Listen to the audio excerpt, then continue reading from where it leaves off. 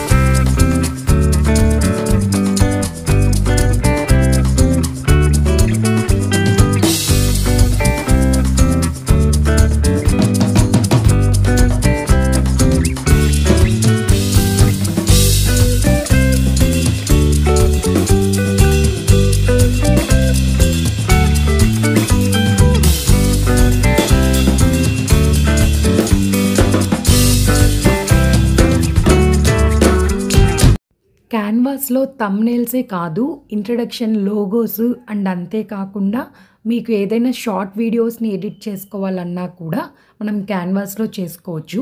దానికి సంబంధించిన వీడియోస్ కూడా నేను నా ఛానల్‌లో పోస్ట్ చేశాను. సో, వీడియోస్ నా ఛానల్‌లోకెళ్ళి చూడండి. నచ్చితే లైక్, షేర్ అండ్ సబ్స్క్రైబ్ అయితే చేయండి.